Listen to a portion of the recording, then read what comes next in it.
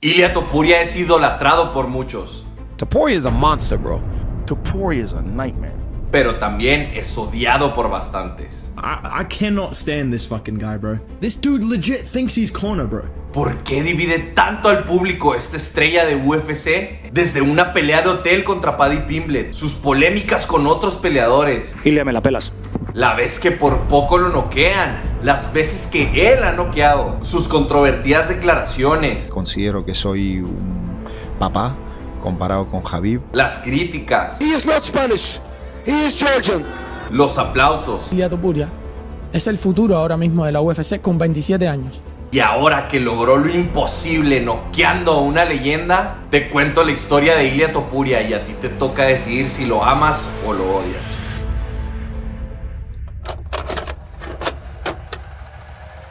Ilia Topuria no nace en España, nace en Alemania, de padres georgianos. No fue sino hasta los 15 años que llegó a tierras españolas. La historia de cómo llegó a su primer gimnasio de MMA es muy curiosa. Al parecer en ese tiempo no había muchos lugares para entrenar lucha grecorromana en España, que es el deporte que entrenaba desde niño. Un día la madre de Ilia ve a un tipo con las orejas de coliflor, algo característico de los luchadores, así que le preguntó que dónde entrenaba. El chico amablemente le dio indicaciones del lugar. No era precisamente de lucha grecorromana, pero hacían artes marciales mixtas. Y así, casi por casualidad o destino, fue como Ilia Topuria y su hermano llegaron al Climen Club. Topuria destacó desde el principio, tanto en el entrenamiento como ganando sus primeras 3 peleas amateur por finalización. El dato curioso es que Arnold Schwarzenegger lo vio pelear primero que tú y que yo cuando ganó el torneo de Arnold's Fighters. En cuanto cumplió 18, sus coaches le dijeron: ¿estás listo para pelear profesionalmente? Y así lo hizo. Ganó todas sus peleas por finalización, incluso en promotoras importantes como Brave y Cage Warriors. Ya en 2018 se sentía listo para competir contra los mejores en UFC. Pienso y creo que voy a estar al final del 2018 en la UFC. Sin embargo, esa oportunidad no llegaba. Fue hasta octubre de 2020 que UFC lo reclutó como reemplazo de corto aviso. Pero no todo era perfecto. Un gran dilema se presentó, pues Topuria acababa de sufrir la enfermedad que paralizó al mundo. Me dieron 8 días de aviso y había pasado una enfermedad que tiene a todo el mundo paralizado, que es el coronavirus. Entonces, estuvo sin entrenar 15 días y justo en ese momento querían que se presentara en el escenario más grande a pelear contra los mejores del mundo, y con tan solo 8 días de preparación. un deportista de alto nivel que de primera clase no puede estar 2 semanas parado y no puede aceptar un reto a 8 días antes de la competición, ¿no? Pero yo no podía rechazarlo, era mi oportunidad. Topuria dio una buena pelea, superó a Zalal, pero él es tan exigente consigo mismo que no se sentía a gusto con su presentación. Fue la primera vez que no finalizó, y aunque no estaba al 100% por aquello del COVID y el corto aviso, las excusas para Topuria no valen. Según él, debió finalizar. Hasta el mismísimo Dana White se tomó el tiempo para felicitarlo. Sabía que ese joven peleador tenía algo especial. Para su segundo combate lo emparejaron con Damon Jackson, un grappler de muy buen nivel que esperaba quitarle el invicto a Topuria. Por supuesto que no fue así, pues Ilia lo noqueó de forma espectacular en el primer round, dejando así su primer highlight en UFC. Lo destacable es que ese fue apenas su segundo knockout profesional. Todas las demás finalizaciones eran por sumisión. Ahora parecía un grappler que podía pegar duro si así lo deseaba. En la tercera pelea de UFC estuvo en las preliminares de uno de los eventos más grandes de la historia, UFC 264 McGregor vs Poirier 3. Ahí enfrentó al temible Ryan Hall. Con una racha de 8 victorias, no perdía desde su primera pelea profesional en 2006. Decían que nadie lo quería enfrentar por su jiu-jitsu élite. Verdaderamente lastimaba a sus oponentes con su extraño estilo y sus heel hooks polémicos. Pues Topuria fue el único que aceptó ese reto. No perdió el tiempo y lo noqueó en el primer asalto. Topuria ya llevaba 3 victorias en UFC, pero necesitaba algo notorio para llegar a más ojos. Yo creo que eso que le faltaba llegó en su siguiente pelea contra Jai Herbert. El contexto es que a Herbert se le cae el rival y a tan solo un mes del evento le ofrecen la pelea a Topuria. La cartelera sería en Inglaterra, así que un europeo quedaba bien. Topuria acepta, y aquí tengo que dar contexto de cierto peleador inglés que tenía problemas con Topuria y también se encontraba en la cartelera.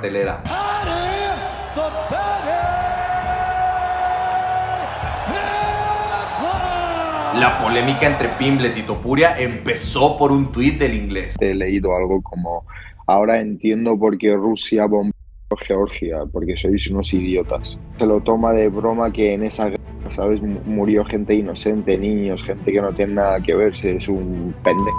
Que rece que no me cruce con él, porque me pienso volver loco, la verdad. Pues llegó UFC Londres y eventualmente Paddy Pimblett y Topuria se encontraron. Afortunadamente los equipos de ambos intervinieron y no pasó a mayores. Ahora sí, Ilia a concentrarse en su verdadero oponente, que era Herbert. No sería fácil, ya que el combate sería en una categoría superior a la de Ilia. De todos modos era gran favorito en las apuestas, pues con el nivel mostrado no debía tener problemas contra Herbert. Pero todo cambió desde los primeros segundos.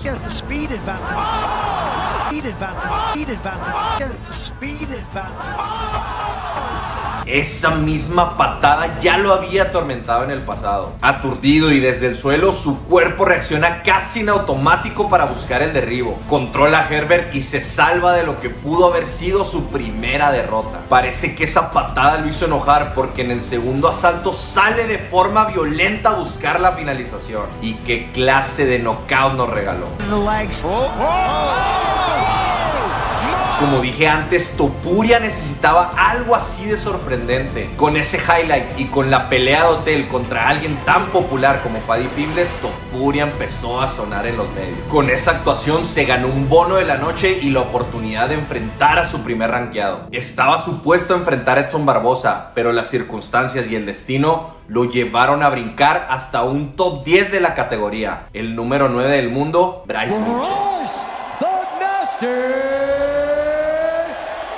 Este combate era una completa locura. Dos jóvenes invictos, la nueva sangre de la división, los que se pensaba que serían futuros campeones jugándose el todo por el todo. Su cero en el récord y su estatus de contendiente al título. Más parejo no podía estar, o eso es lo que creíamos. Ilia Topuria dominó de principio a fin y sometió a su rival. Lo más impresionante fue que se suponía que Bryce Mitchell tendría la ventaja en el grappling. Era un peleador que todas sus finalizaciones eran por sumisión, pues parece que Ilia lo hizo a propósito y sometió al sometedor.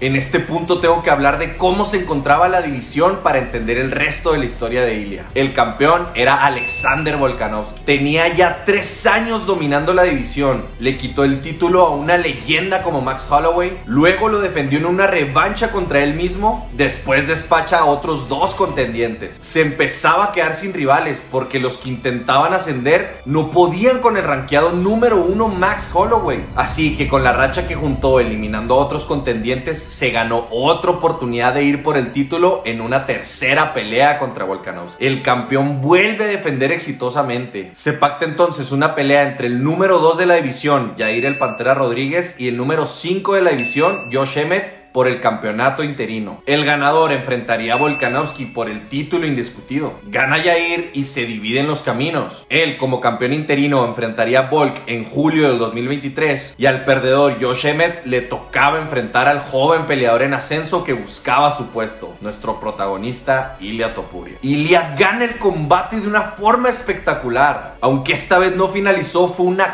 cátedra y un dominio total de 5 asaltos. Con todo el contexto de su división y su victoria aplastante sobre el top 5, se hablaba que de ganar Volkanovski, Ilia podría ser el siguiente retador al título, sin enfrentar al 4, 3, 2 o al 1. Un mes después se hizo la pelea de unificación entre Yair Rodríguez y Volkanovski. El australiano otra vez defiende exitosamente su cinturón. Haters siempre hubo, pero en este punto se incrementaron las críticas a Topuria. Se decía que hacía declaraciones arrogantes o que parecían sin respeto para los demás peleadores. El estado de la división es una mierda. La división completa es una mierda. Apesta. La división apesta Y Brian entiende el español perfectamente. Es un pelele. Es un pelele. Pero vamos, Jair se vio terrible. Se vio como un trapo, la verdad. Se vio fatal. Un tipo que ni siquiera hace falta que lo tire, se cae solo. También era señalado porque Ilya ponía especial atención a su marketing como figura pública. Decían cosas como 5 peleas en UFC, 40 podcasts y 73 entrevistas. Todo se agravó cuando sí le dieron la pelea por el campeonato. Le decían que no había enfrentado a nadie de los top y se había ganado la oportunidad por lo que hacía fuera del octágono. Fue peor aún que le tocó enfrentar a uno de los campeones más queridos de la historia. Todos amaban a Volkanovski e Ilya era percibido como el joven arrogante que venía a robarle el título. En la previa de la pelea se formó la narrativa de que Volkanovski probablemente ya estaba viejo, pues tenía 35 años, edad típica del declive en las MMA. El campeón entonces jugó con eso, sacó un video promocional y se fue vestido como viejito a la conferencia de prensa. Por supuesto que para muchos fanáticos Ilya era el villano y en medio de la conferencia pasó esto. ¿Te recordó a alguien? Otra crítica que le hicieron. Ciertamente tiene similitudes con McGregor, pero algunos dicen que es un copión. Dejando las narrativas y las críticas de lado, por fin llegaba la noche que Ilya estuvo esperando toda su vida. Imagínate estar a minutos de competir por aquello por lo que has trabajado todos los días durante más de 10 años. La presión debe ser inmensa.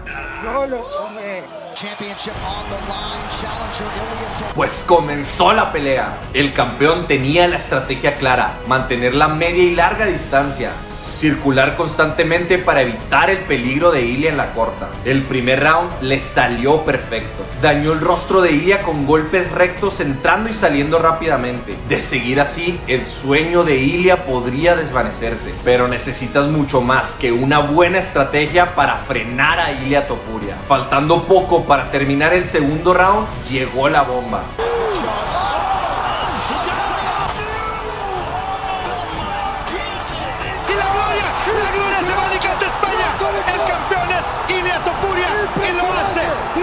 El mundo estaba a sus pies. Derrotó al campeón invencible, al mejor peleador de la historia de su categoría. Pero aún así, había quienes seguían con dudas. En los últimos 10 años, de 35 en adelante, si el campeón tenía 35 años y el retador tenía 28, 29 años, el récord era 1-21. Algunos pensaron que Topuria ganó simplemente por el mal momento en el que se encontraba Volkanovski. Venía de un terrible knockout cuando intentó ser doble campeón en una categoría superior, no descansó, aceptó rápido la pelea con Topuria y el hecho de que ya tenía 35 años. By the time Islam beat him and now he turns 35. Esa estadística del señor tiempo, por más chingón que seas, eventualmente nos llega a todos. A ojos de muchos fanáticos, la verdadera prueba sería su siguiente pelea: defender su cinturón por primera vez contra Max Holloway.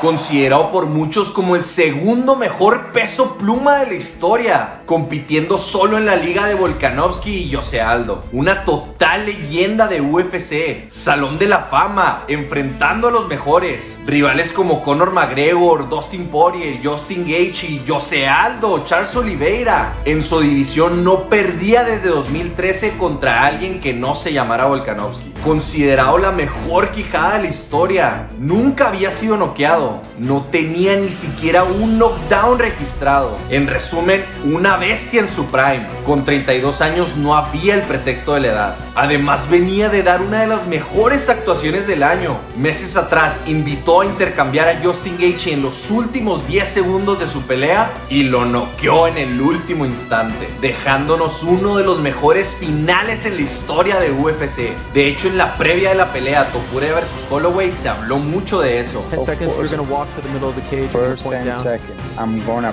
point the middle of the octagon and I will stay there. Topuria dijo que invitaría a Holloway a hacer lo mismo, pero en los primeros 10 segundos. Todos se preguntaban, ¿de verdad lo hará? ¿Y Holloway aceptará? Pues comenzó la pelea y Topuria cumplió su promesa. El primer round fue similar a la pelea con Volkanovski. Holloway parecía tener éxito con golpes desde la distancia y Topuria buscaba pacientemente sus combinaciones que terminan con bombas. El segundo fue más o menos igual, round parejo, difícil de calificar. Pero en el tercero, ¿qué crees que sucedió?